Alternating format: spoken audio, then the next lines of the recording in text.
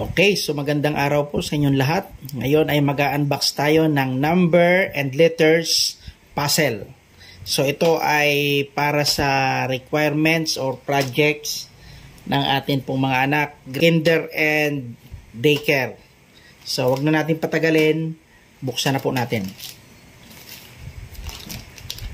So sa mga nagtatanong kung saan tayo makabili nito, ay in-order lang po natin ito sa Shopee. Okay? Order lang po natin yan. Dahil kung ibibili natin dito sa mga physical store, medyo may kamahalan. Kaya mas maigi online tayo bibili. So may mga item din naman na mahal online, mura sa physical store. Kaya tinitingnan din natin yon bago tayo bumili.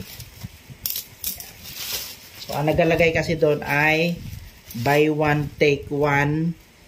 Ibig sabihin, nung take one doon, ay hindi po yung item, kundi yung mga previous. May previous siya.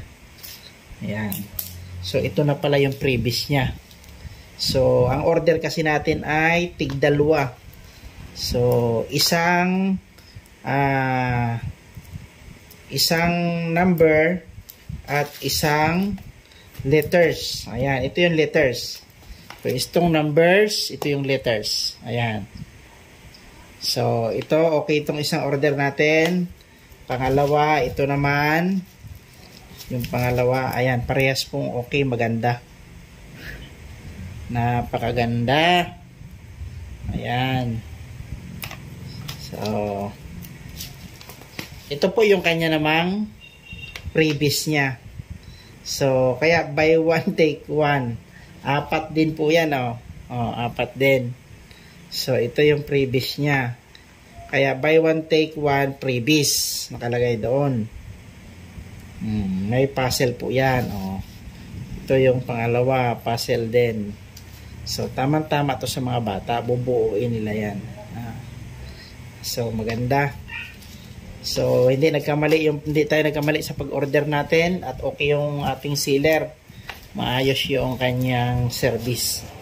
Ayan. So, sana nagkaroon kayo ng idea dito. Para maka-order din kayo ng maayos. So, nabili lang natin yan. Nasa kwan lang.